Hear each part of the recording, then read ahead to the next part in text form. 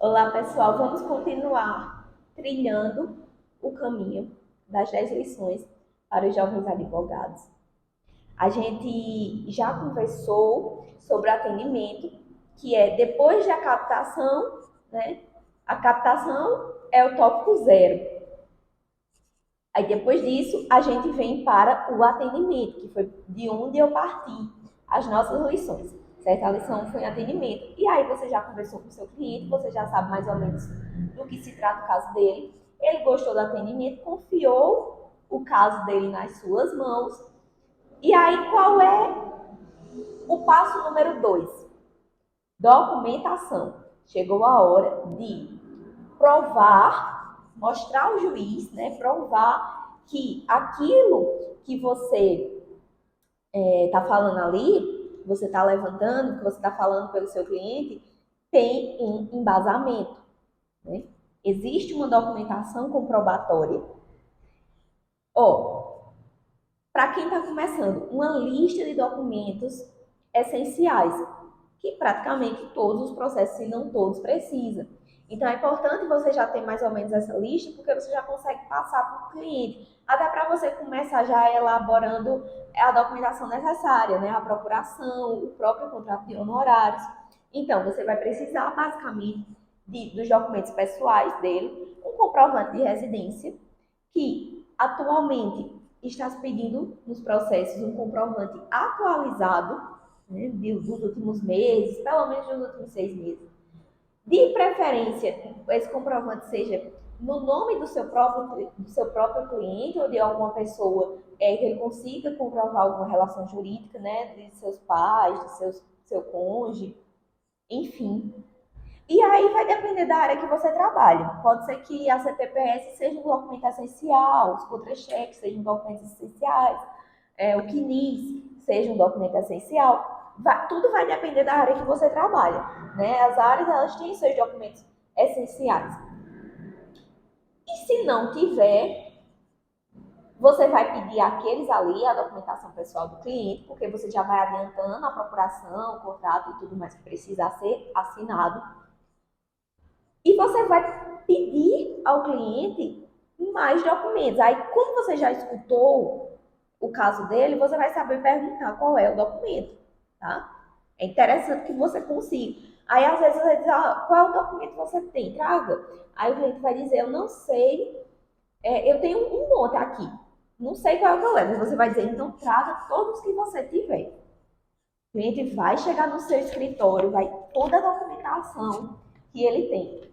Com isso, você vai olhar para aquela documentação e vai fazer uma triagem, certo? Você não vai já escanear tudo e jogar tudo no processo, de jeito nenhum. Você vai fazer uma triagem daquela documentação. Isso daqui vai, isso daqui não precisa, isso é desnecessário.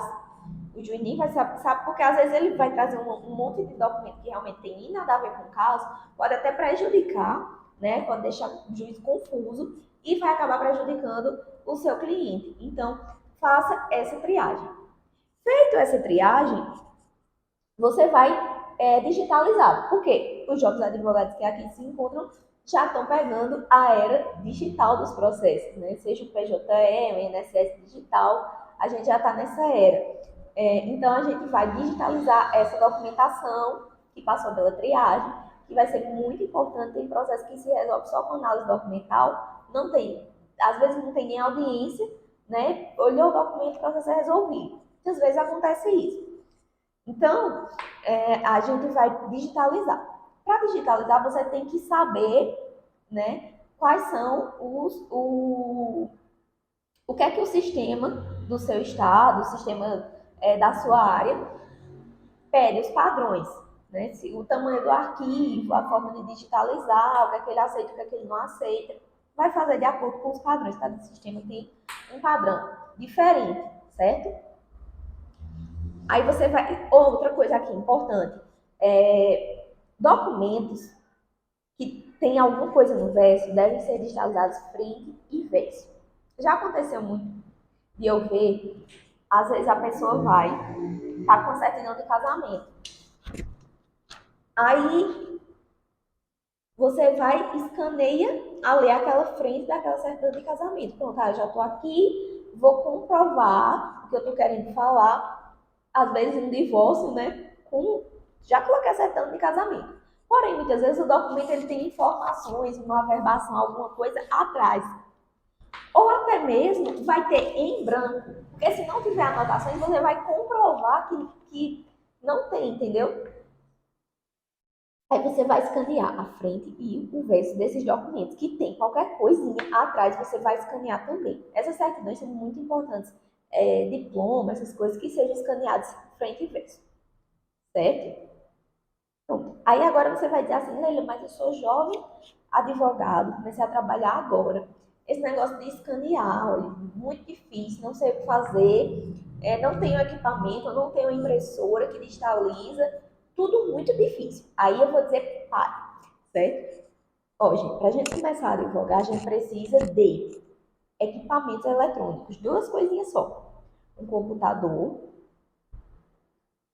e um computador que tenha um Word que você consiga instalar os seus programas que você vai trabalhar nele, certo? E um celular que tire foto. E que tire uma foto numa resolução que você consiga ler o que você está. Por que eu digo isso? Não precisa nem de impressora, porque hoje a gente já tem muito aplicativo que digitaliza os documentos e digitaliza muito bem, melhor que muitas impressoras, inclusive. Então, com isso você já consegue começar a trabalhar, né? Aparecer um caso, jovem advogado é comum pegar caso de, vamos dizer assim, um caso de consumidor, nome sujo no SPC Serasa, pronto. Aí você vai pegar a documentação do cliente, vai digitalizar ali no seu celular, vai fazer a petição ali, que a gente vai falar disso mais pra frente, no seu computadorzinho, protocolo, pronto, você começou a trabalhar. Então, atenção nesse tópico da documentação, porque é muito importante. Jamais junte uma petição, né, uma petição inicial, sobretudo, sem uma documentação que há em base. Porque você pode dizer as coisas mais lindas do mundo lá naquela petição, mas se não tiver provas, não vai dar certo. Bem, até a próxima.